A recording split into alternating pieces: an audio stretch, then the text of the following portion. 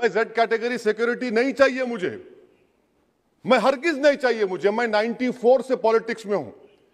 मैं आजाद जिंदगी गुजारना चाहता हूं। मैं घुटन के साथ जिंदा नहीं रह सकता इस दुनिया में। आपकी चिंता हमें है ना सर, मैं इसलिए सिक्योरिटी दे रहे हैं सर आपको नहीं सर। असाउद्दीन ओवैसी जी। स्पीकर सर, आपका बेहद शुक्रिया कि कल शाम में आपने फ़ोन करके मेरी खैरियत और मुझसे दरियाफ़्त किया कि क्या हुआ, और आपने मुझे बताया कि आपने फ़ौरन पुलिस के आला अहदेदारों से बातचीत भी की।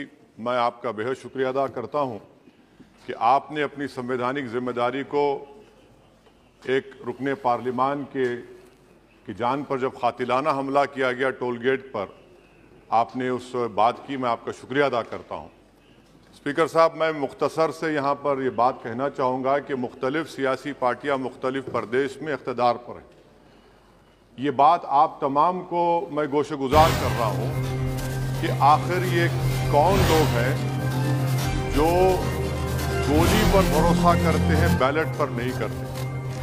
आखिर ये कौन लोग हैं जो इतना रेडिकलाइज हो चुके हैं कि इनको इस संविधान पर एतमाद नहीं रहा, उनको अम्बेडकर के बनाए हुए संविधान के खिलाफ हैं, जो इतनी नफरत पैदा करते हैं।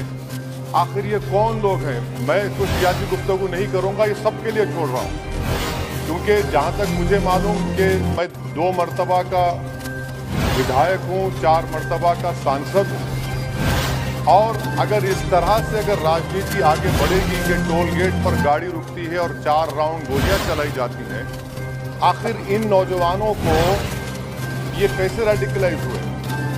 और मैं सरकार से पूछना चाहता हूं कि क्या उन्होंने ये रेडिकलाइजेशन सैयद कुतुब की किताब पढ़कर रेडिकलाइज हुए, अब्दुल्ला अजान की किताब पढ़कर रेडिकलाइज हुए, या अयमन अल ज़हरी की किताब पढ़कर रेडिकलाइज हुए? इसीलिए मैंने सरकार से 2015 में कहा था कि इंटरनल सिक्योरिटी डिपार्टमेंट MHA में, उसमें तमाम मज़ाहिब के लोगों का एक काउंटर रेडिकल सेल बनाइए आप।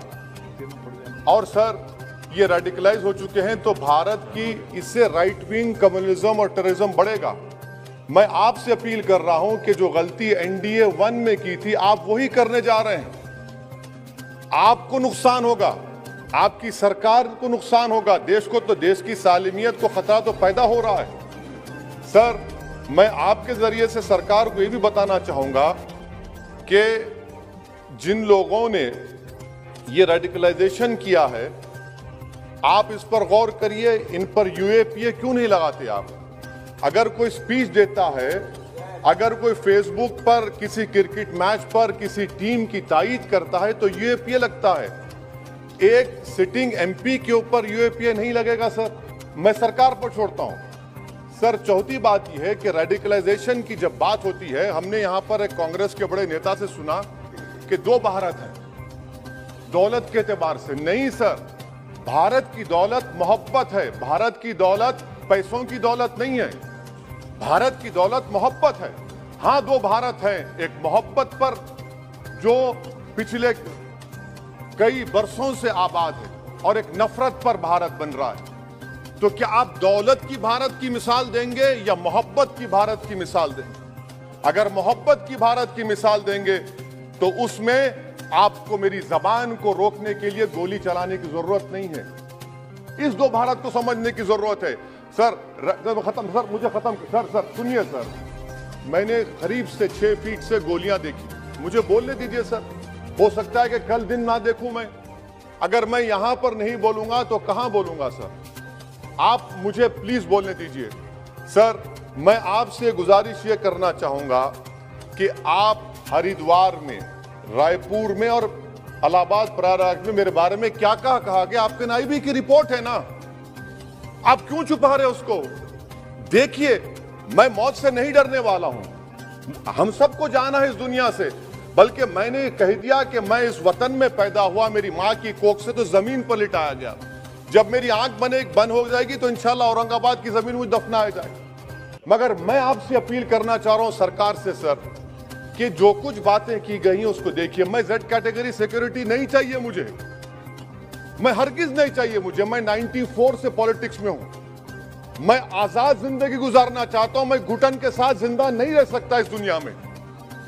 मुझे जिंदा रहना है तो अपनी आवाज उठाना है। मुझे अब जिंदा रहना है तो सरकार किसी के उनके खिलाफ बोलना है, और अगर गोली लगती है तो मुझे कबूल है, मगर मैं घुटन की जिंदगी नहीं गुजार सकता। सर, मेरा मानना यह है कि संविधान में अगर देश के गरीबों को, मजलूमों को, अल्पसंख्यक समाज को सिक्योरिटी मिलेगा तो मुझे मिलेगी। सर, आपकी चिंता हमें है ना सर मैं इसलिए सिक्योरिटी दे रहे हैं। सर आपको नहीं सर, देश के गरीब बचेंगे तो मैं बचूंगा। ओवैसी की जान इखलाक पीलू से बढ़कर नहीं है सर।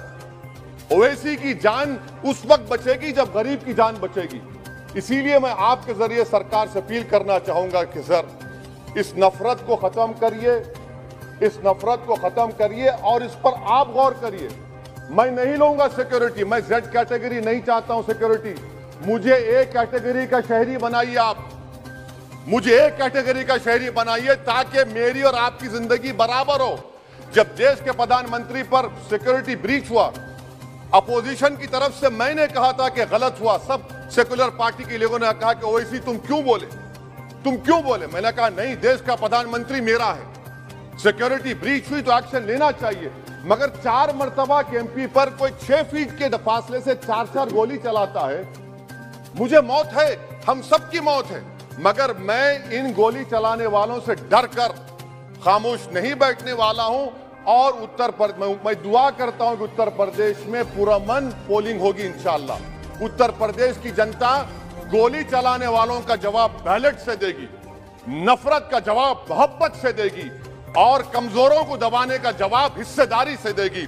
मेरी आपसे गुजारिश है सर कि मुझे जेड कैटेगरी नहीं चाहिए, मैं रिजेक्ट करता हूं। आप इंसाफ करिए सर, उस पर यूएपीए लगाइए। और इनके दिमाग कौन है? 2 लोग रेकी करते हैं, उनको मालूम कि मैं मीरठ की ठोर से आ रहा हूं उस टोल गेट पर, और 6 फीट के फासले पर गोली चलाते हैं। तो आप देख लीजिए सर, आप सरकार के हवाले। अगर आप इंसाफ करना चाहें आप इंसाफ कर सकते, मगर रेडिकलाइजेशन आपको नुकसान पहुंचाएगा और इससे राइट विंग टेररिज्म बढ़ेगा। शुक्रिया।